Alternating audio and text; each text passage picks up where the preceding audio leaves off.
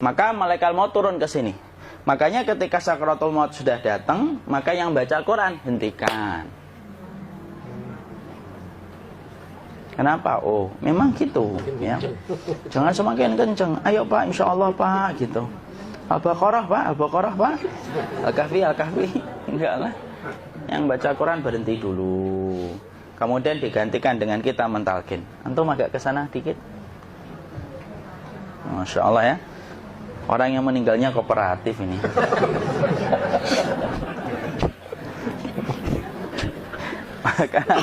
maka agak ke sini ya. Maka disunahkan kita untuk mentalkinnya. Nanti ketika mentalkin jangan terlalu sering, jangan terlalu membebani. Jangan terlalu sering itu la ilaha illallah, la ilaha illallah. Enggak gitulah. Berat nanti dia ngerasakan. Di situ Imam Qurtubi juga menyampaikan, jangan terlalu sering karena itu memberatkan dadanya. Jadi ketika mentalkin, saya sampaikan, boleh diganti atau enggak Ustadz? Enggaklah, talkin itu ibadah. Ibadah itu tauqifiyah. Tauqifiyah itu enggak usah diganti. Karena Rasulullah mengatakan, lakinu ala mautakum la ilaha illallah. Talkin orang yang meninggal di antara kalian dengan la ilaha illallah. Enggak usah diganti Allah Ustadz yang lebih singkat, lebih pendek. Enggak usah. Subhanallah Ustadz, enggak usah. Kenapa? Karena talqin sudah ditetapkan ucapannya oleh Nabi, begitulah kita mencontohnya. Jadi tidak usah diganti. Cara mentalqin, jadi kalau keadaan sudah tenang, tolong kalau sudah sakaratul maut jangan ditinggalkan. Karena sesungguhnya pertempuran setan itu pada detik-detik kematian semacam ini. Dan betul-betul berusaha untuk menjadikan dia murtad. Nanti makanya di situ di buku nanti dibahas kan, pertempuran setan itu sampai detik-detik orang mau mati itu sudah ayo kufur, murtad aja tuh, kamu sakit kan? Nah, itu kayak gitu. Makanya jangan ditinggal. Capek gitu kok nggak meninggal gitu ya. Udah gantian mas.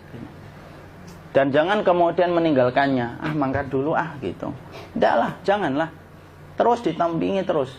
Kalau bisa ya sudahlah, berikan waktunya kita untuk sementara waktu itu betul-betul berkhidmah kepada orang yang kita cintai terakhir kalinya. Cara kita kemudian mentalkin adalah, yaitu adalah di sebelah kanannya la ilaha illallah. Biarkan dia mencerna dulu, tidak usah buru-buru kemudian kita langsung nimpali lagi. Dia mencerna dulu sembari kita doakan, peluk, ya Allah dimudahkan gitu. Kalau ada orang yang bisa ngucapin la ilaha illallah itu siapa yang memberikan itu Ustaz? Yang memberikan kekuatan Allah Pak. Karena ngomong aduh aja sudah tidak mampu. Makanya Allah berfirman dalam surat Ibrahim, yusabbitullahu alladhina amanu bil qawli tsabit fil hayatid dunya wa fil akhirah. Allah teguhkan perkataan orang yang beriman dalam kehidupan dunia dan akhirat. Dunia itu ya ketika menjelang kematiannya. Makanya dia bisa ngomong la ilaha illallah. Sebenarnya ngomong aduh aja udah gak mampu. Kalau bisa ngomong, dia mesti ngomong aduhnya dulu. Tapi Allah yang menggerakkan. Ngomong la ilaha illallah. Makanya makana akhiru kalamihi la ilaha illallah dakhalal jannah. Barang siapa akhir kalamnya itu adalah la ilaha illallah, pasti masuk surga. Makanya kita lagi la ilaha illallah. Dah. Cara dulu. Enggak usah minta diburu-buru ya. Enggak usah gini. Ayo la ilaha illallah. Ayo.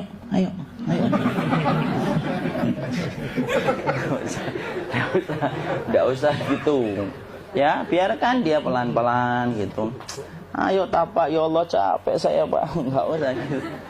Ya, ucapkan la ilaha illallah. Kemudian dia mencerna.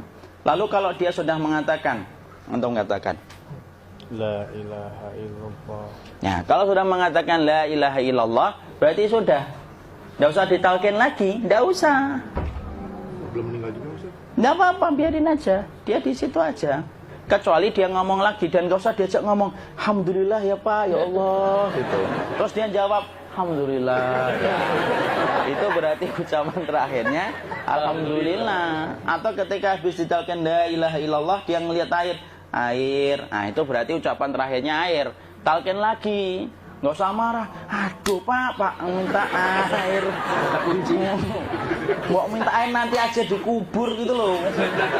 Jangan gitu. Biarin aja. Jangan kemudian setelah la ilaha illallah.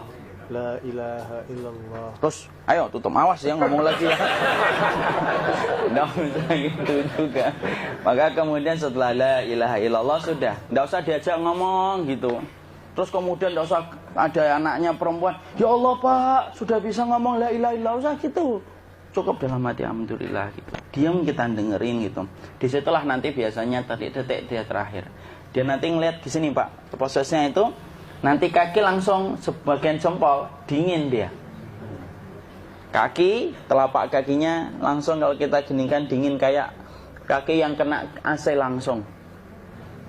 Kemudian dia langsung ningkup gini. Dikit dia, mulai kaku dia. Atau kalau enggak, gini dia. Langsung kayak jatuh. Kayak kepala nanti yang paling terakhir, kepala itu pasti ada gerakannya Pak. Ini meninggal itu. Pasti gitu. Pasti gitu. Karena apa? Sudah tidak ada beban ruh yang menahannya. Ya, cabut ya, set pelan, maka kemudian malaikat itu. Tapi tetap sakit lah. Walaupun dikatakan ringan, tetap sakit. Maka kemudian sakit gitu. Set ngelewatin sini. Jantung kemudian sudah tidak berfungsi. Kemudian ginjal Pak, ngelewatin ginjal tidak berfungsi. Bapak bayangkan kan, kalau yang pernah sakit batu ginjal Pak, sepakat nggak kalau kita batu ginjal itu sakitnya luar biasa Pak? Itu baru titik batu kecil di ginjal. Kita bisa bayangkan tiba-tiba ginjal tidak berfungsi. Sakitnya kayak apa Pak? Tiba-tiba ginjal nggak berfungsi, pankreas naik, kemudian tek jantung. Jantung ini dia masih hidup dia, di sininya masih hidup walaupun jantungnya sudah berhenti. Naik.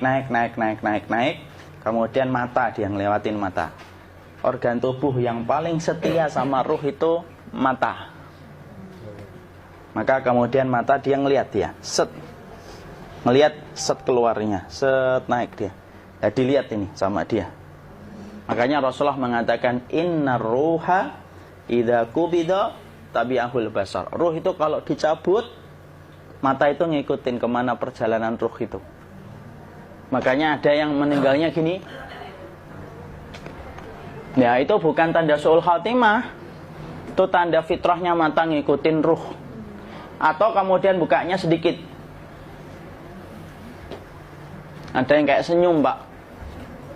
Ada yang kesini yang keringetan. Nah itu tanda husnul khatimah. Ada yang senyum. Jadi sakitnya setelah selesai itu plong gitu loh. Makanya kemudian ada yang tersenyum. Maka itu tanda. Kalau kita ngelihat orang yang membuka mata kayak gini, tidak usah takut. Cepat-cepat kemudian kita nanti tutup. Biasanya kalau terlalu lama, itulah yang menjadikan ini tidak bisa ditutup. Makanya harus pakai kapas akhirnya. Karena apa? Karena pas meninggal nggak langsung ditutup. Biasanya karena perawat takut, dokternya juga nggak tahu itu, dibiarin itu. Makanya ada beberapa mata yang ditutup pakai tensoplas kan? Sebenarnya kalau langsung bisa nutup dia, fitrahnya nutup mata itu. Jadi kemudian kita baca Allahumma firlahu warhamhu wa'afihi wa'fuanhu atau bismillah wassalatu wassalamu ala rasulillah, tutup. Bismillah. Tidak usah takut. Kecuali buka lagi ya, ini baru kita kabur bareng. Kalau buka lagi Pak, Insya Allah Pak, ya Allah ya kita kabur bareng-bareng Pak.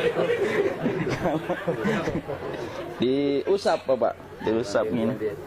Ini enggak disenggol gini enggak. Begini kan, sudah meninggal dunia. Tangan boleh begini, boleh diluruskan, enggak ada ketentuannya. Boleh gini, boleh kemudian lurus. Nggak usah disalahin kalau ada yang lurus. Lu itu tangannya gimana sih? Posisikan kayak sholat. Nggak ada perintah kayak gitu. Jadi kemudian dikondisikan saja. Terus maka kemudian dipijit-pijit, akiknya dikeluarin, kemudian jamnya dilepas, gigi palsunya dilepas kalau ada, ya. Kemudian apa? Setelah itu, coba buku.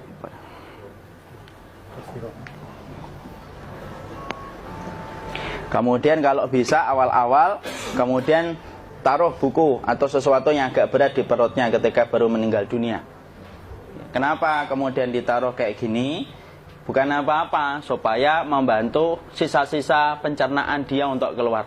Nanti Pak, biasanya kalau kita taruh agak yang berat gini, atau kemudian kita gini-gini kan, ini udah makan belum Akhi?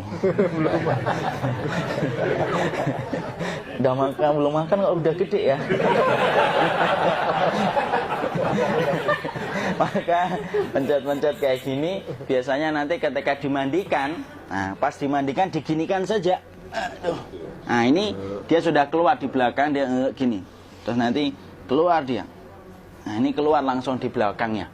Dan memperlakukan orang kalau sudah meninggal dunia itu yang lembut gitu. Kenapa? Inna kasra admil mayyiti kakasri admil hayyi. Mematakan tulangnya ketika orang sudah meninggal dunia itu lebih dia rasakan sakit ketika mati daripada ketika masih hidup. Tuh Islam itu sampai sama orang mukmin itu kalau sudah meninggal aja sampai selembut itu. Kok hidup kasar itu kebangetan dia jadi orang itu.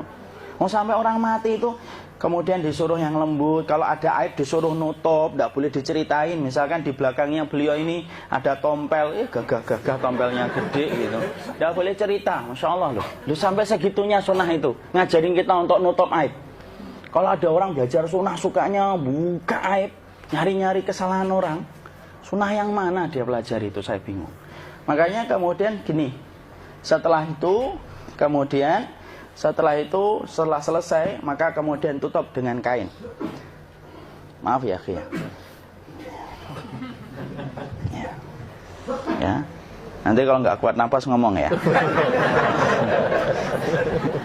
Maka ditutup kayak gini, ditempatkan kemudian jangan di tanah tapi di atas dipan. Karena apa? Syekh Abu Malik Kamal Said Salim dalam Sahih Fikih Sunnah menyampaikan supaya tidak cepat busuk.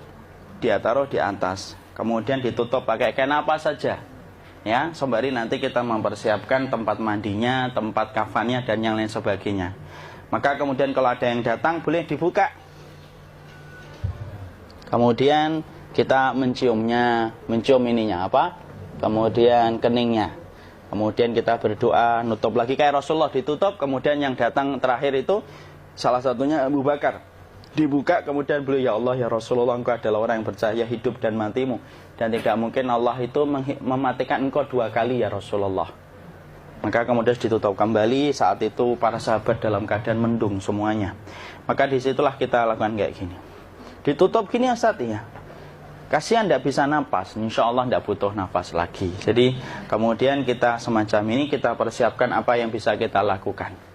Nah itulah proses kematian dari sakit, sakaratul maut sampai kematian.